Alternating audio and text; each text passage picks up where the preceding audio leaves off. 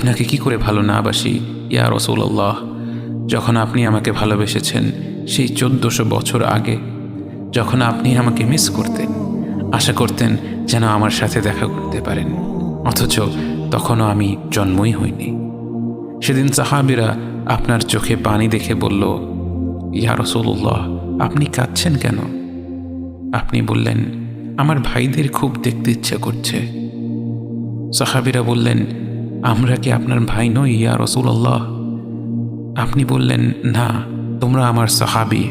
আমার ভাই হলো তারা যারা আমার পরে আসবে এবং আমাকে কখনো না দেখেও তারা আমাকে বিশ্বাস করবে। মৃত্যুশয্যায় শুয়ে আপনার অন্তরে এই চিন্তা ছিল যে আমাদের পরিণতি কি হবে। উম্মতি উম্মতি বলতে বলতে আপনি আপনার রবের নিকট ফিরে গিয়েছেন। আজ আমরা আপনার উম্মতের অংশ। বিশ্বজুড়ে আপাত দৃষ্টিতে আমরা হচ্ছি সবচেয়ে অপদস্থ, নিরুপায়, পরাজিত, লাঞ্ছিত, অথচ বাস্তবে আপনার উম্মতের অংশ হওয়া যে গোটা বিশ্বের সব সম্পদ পাওয়ার চেয়েও মূল্যবান ব্যাপার।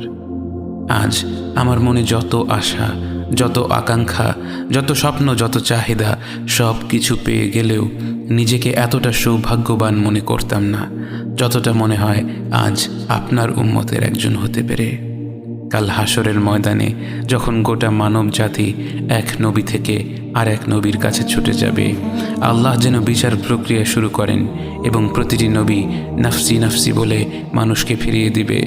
অবশেষে যখন সবাই আপনার সামনে হাজির হবে এবং আপনি গোটা মানব জাতির প্রতিনিধি হয়ে আল্লাহর সামনে সিজদা করবেন, সেদিন আপনার উম্মতের সদস্য হওয়ার পূর্ণাঙ্গ মর্যাদা প্রকাশ পাবে।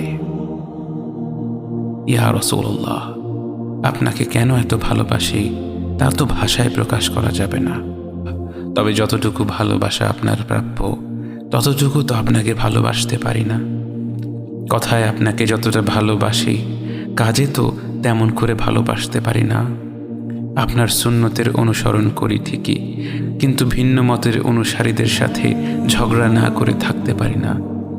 ইবাদতটা নিয়মিত করতে পারলেও এবাদতে আপনার মতো আন্তরিকতা আনতে পারি না। বাহ্যিক বিষয়ে আপনার অনুসরণ করতে পারলেও চারিত্রিক দিক থেকে তো আপনার কাছ থেকে শিক্ষা নিতে পারি না। মুখে আপনার প্রতি সালাওয়াত পেশ করলেও কাজে কর্মে উম্মতে মুহাম্মদ হিসেবে আপনার সম্মানটা রক্ষা করতে পারি না। রাসূলুল্লাহ, হাবিবুল্লাহ, নবিয়ুল্লাহ, ইয়া মুস্তাফা, আমরা তো আপনার উম্মত।